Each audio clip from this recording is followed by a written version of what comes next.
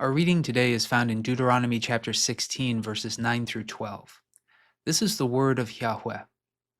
You shall count 7 weeks. Begin to count the 7 weeks from the time the sickle is first put to the standing grain. Then you shall keep the festival of weeks to Yahweh your Elohim, contributing a freewill offering in proportion to the blessing that you have received from Yahweh your Elohim. Rejoice before Yahweh your Elohim, you and your sons and your daughters, your male and female slaves, the Levites resident in your towns, as well as the strangers, the orphans, and the widows who are among you, at the place that Yahweh your Elohim will choose as a dwelling for his name. Remember that you were a slave in Egypt, and diligently observe these statutes. In the covenant of Sinai, the Lord required the Israelites to observe 3 pilgrimage festivals, for which the Israelites were required to travel to the place God had designated for the location of the tabernacle and later the temple. The first was the festival of Passover, which we explored in our last discussion. The second was the festival of weeks, or Pentecost, which I've translated more vaguely as the festival of sevens. We will explore this festival both today and in our next discussion. And the third was the festival of booths, or tabernacles, which we'll consider in our discussion 2 weeks from now. All 3 of these festivals were tied both to the cycles of nature and to the cycles of God's acts of deliverance. With respect to natural cycles, as I mentioned in our last discussion, the festival of Passover corresponded with the beginning of the barley harvest in ancient Israel. In fact, part of the original ceremony of Passover was the ritual cutting of the first stalk of barley with a sickle, followed by the presentation of the stalk as a wave offering. The book of Leviticus has preserved this requirement for us in Leviticus chapter 23, verses 9 through 14, which reads as follows. Yahweh spoke to Moses, "Speak to the people of Israel and say to them, when you enter the land that I am giving you and you reap its harvest, you shall bring the sheaf of the first fruits of your harvest to the priest. He shall raise the sheaf before Yahweh, that you may find acceptance. On the day after the Sabbath the priest shall raise it. On the day when you raise the sheaf, you shall offer a lamb a year old without blemish as a burnt offering to Yahweh. And the grain offering with it shall be 2/10 of an ephah of choice flour mixed with oil, an offering by fire of pleasing odor to Yahweh.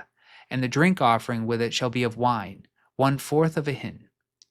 You shall eat no bread or parched grain or fresh ears until that very day, until you have brought the offering of your Elohim.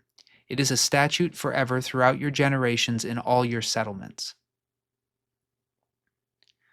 The second pilgrimage festival, the Festival of Sevens, was to be observed on the 50th day after the Sabbath which followed the cutting of the first stalk of barley, at the end of the barley harvest and the very beginning of the wheat harvest in ancient Israel.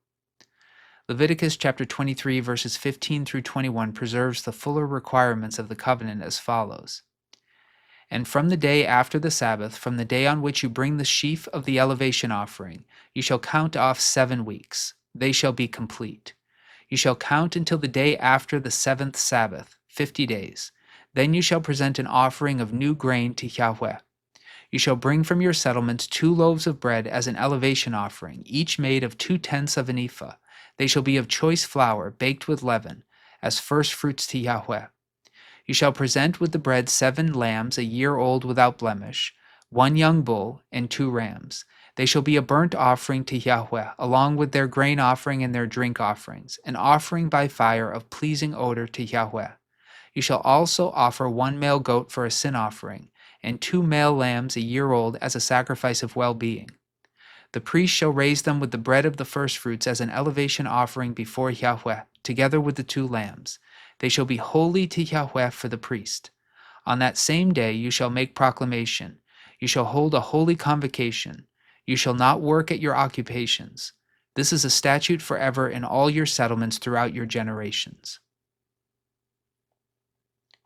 In Jewish tradition today, the Festival of Sevens, or Weeks, or Pentecost, however it's translated, the festival of Shavuot in Hebrew, is the 50th day following the first day of the festivals of Passover and unleavened bread.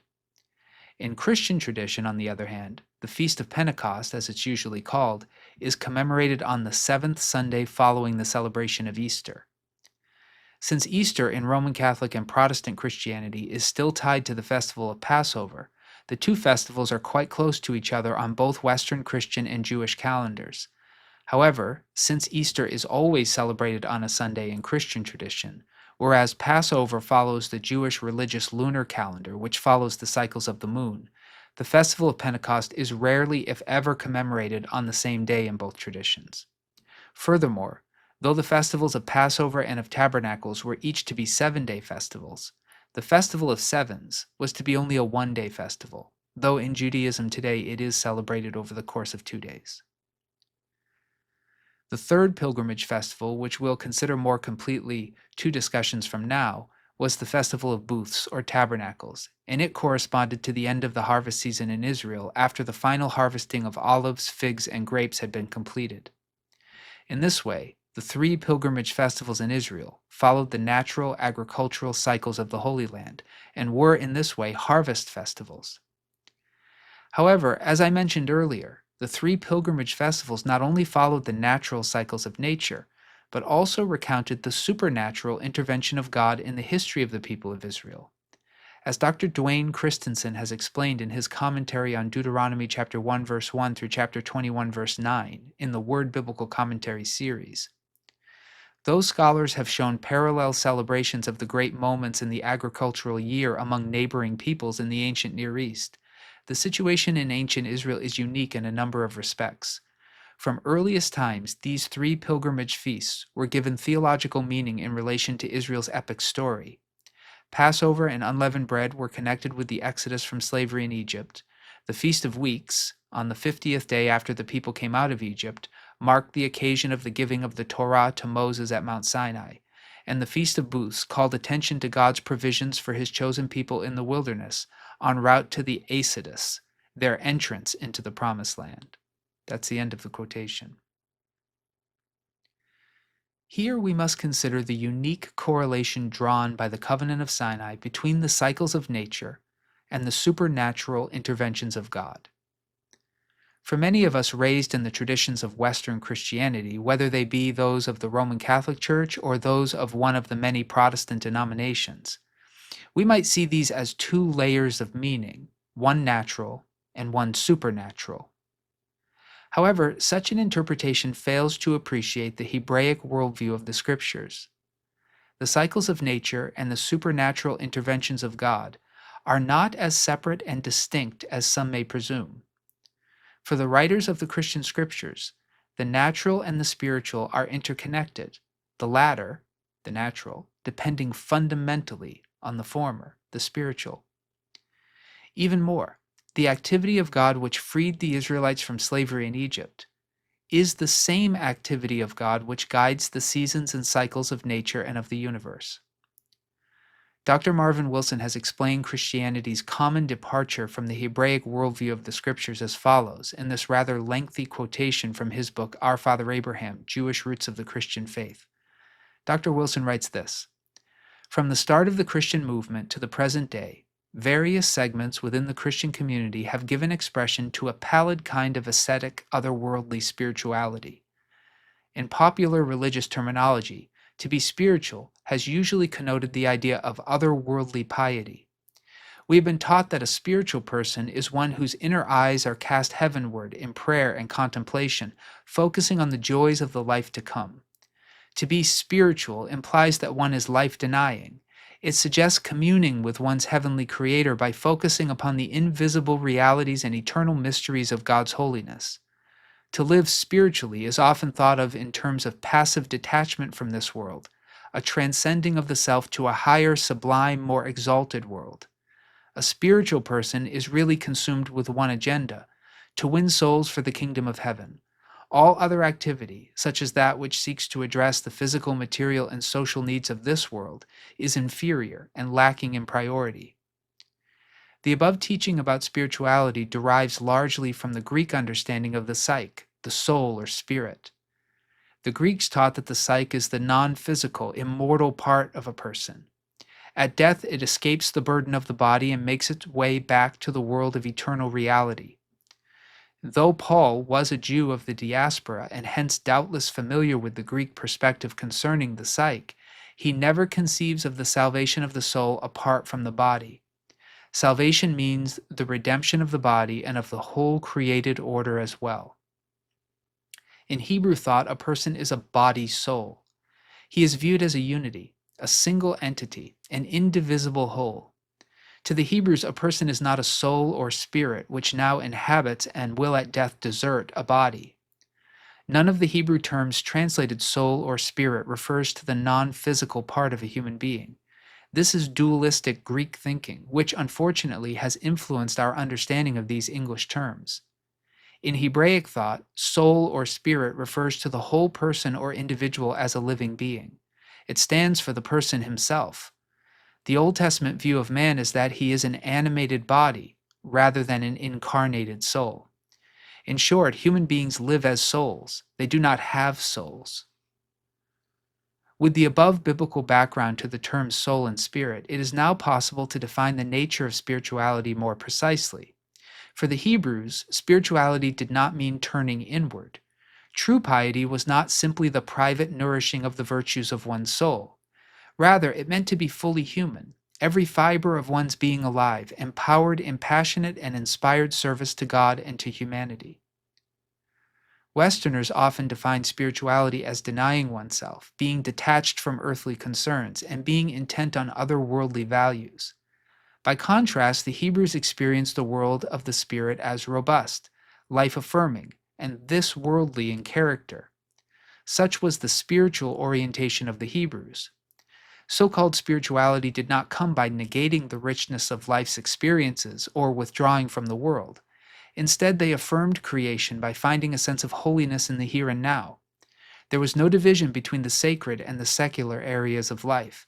It was all God's world, and it was to be enjoyed without a sense of shame or guilt. In Paul's words, "To the pure all things are pure," Titus chapter 1, verse 15.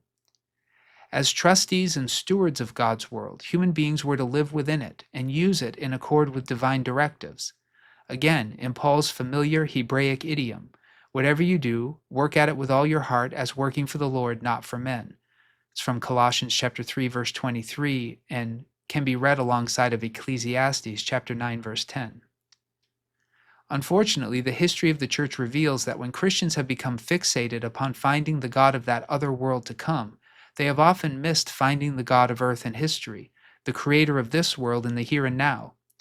Unlike the Hebrews of Bible times who looked up to heaven but kept both feet squarely on the ground, Christians have not always learned so to balance themselves. It is the age-old problem of how we can keep the invisible from consuming the visible, the spiritual from negating the material, the theoretical from eliminating the practical, and belief from making us blind to behavior. That's the end of the quotation. From an Hebraic perspective, all orderliness in nature is an unnatural act of God, a supernatural act of God, as Genesis has proclaimed in Genesis chapter 1, verses 1 through 2. In the beginning, when God created the heavens and the earth was a formless void, and darkness covered the face of the deep, while a wind from God swept over the face of the waters. From an Hebraic and therefore a properly Christian perspective, the natural state of the universe was a formless void, darkness covering the face of the deep. All creation and all laws or principles that have brought structure and orderliness to the universe are supernatural acts of God. Life is not natural. Life is unnatural. Perhaps more accurately, life is supernatural. Life, nature, and all the laws which govern it, according to the Scriptures, are consequences of God's supernatural activity. Therefore, there are not natural cycles and supernatural interventions as two distinct categories. There are only supernatural interventions, which, because of God's faithful regularity in performing some of them, appear to us to be natural cycles. To say it more plainly, the natural world was supernaturally created, and ever since has been and is being supernaturally maintained.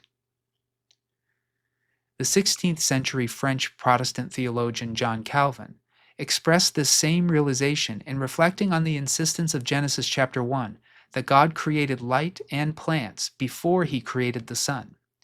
Calvin wrote the following in his book, The Institutes of the Christian Religion. No creature has a force more wondrous or glorious than that of the sun. For besides lighting the whole earth with its brightness, how great a thing is it that by its heat it nourishes and quickens all living things, that with its rays it breathes fruitfulness into the earth, that it warms the seeds in the bosom of the earth, draws them forth with budding greenness, increases and strengthens them, nourishes them anew until they rise up into stalks, that it feeds the plant with continual warmth until it grows into flower, and from flower into fruit, that then also with baking heat it brings the fruit to maturity, that in like manner trees and vines warmed by the sun first put forth buds and leaves, then put forth a flower, and from the flower produce fruit. Yet the Lord, to claim the whole credit for all these things, willed that before he created the sun, light should come to be, and earth be filled with all manner of herbs and fruits. Therefore, a godly man will not make the sun either the principal or the necessary cause of these things which existed before the creation of the sun, but merely the instrument that God uses because he so wills, for with no more difficulty he might abandon it and act through himself. That's the end of the quotation. And this recovery of the biblical Hebraic view of the relationship between creation and the ongoing activity of its creator was not unique to Calvin. In fact, this was the routine way in which the early church fathers spoke of creation.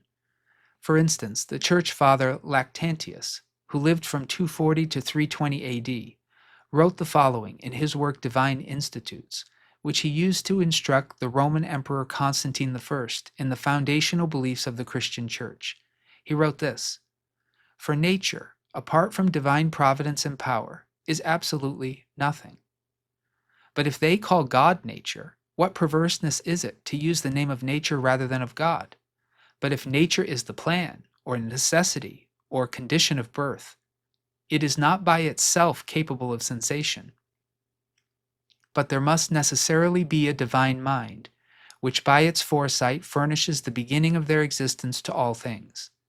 Or if nature is heaven and earth, and everything which is created, nature is not God, but the work of God." That's the end of the quotation. Returning now to the Feast of Sevens, to Shavuot, to the Feast of Pentecost, or of Weeks. To say that the Feast of Sevens was one of 3 pilgrimage festivals which correspond to the harvest seasons in ancient Israel, and commemorated God's giving of the covenant of Sinai to Israel after their exodus from Egypt, is not to exhaust the significance of this festival, specifically for Christians. In our next discussion, we'll explore the fulfillment of the Feast of Sevens in the year that the Jewish Messiah, our Lord Jesus of Nazareth, was crucified, died, was buried, rose again from the dead, and ascended into the heavens, and what that fulfillment means not only for Israel and not only for Christians, but for all of creation. That exploration will consume our next discussion.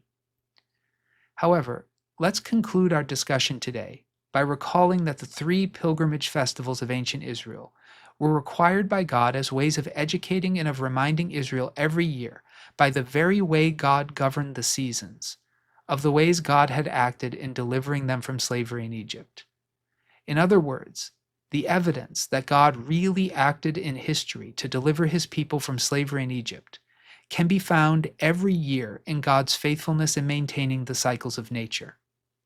The regularity of the cycles of planting and harvest in Israel was annual evidence that God was still delivering them from slavery, still working to provide to them life and thriving. Contrariwise, if the cycles of planting and harvesting became erratic, then that too was to be assigned to Israel. Erraticness was a sign that God was not with them, as he had been with them in the Exodus, and they were by the covenant of Sinai to consider this erraticness as a lessening of God's watch care in response to their rebelliousness and sin. We too should recognize that the contemporary increase in the erraticness of natural cycles in our time is not merely a natural consequence of human activity resulting from indifferent and impersonal natural laws. Since the very way in which so-called natural cycles work is a consequence of God's providence, in the end, God is in control of how our activities affect the world in which we live. And the insistence of the Christian scriptures from beginning to end is that erraticness in nature is evidence of God's decision to lessen his watch care in response to human rebelliousness against him and against his will for humanity. May those who have ears to hear listen to what the Spirit is saying to the churches. Amen.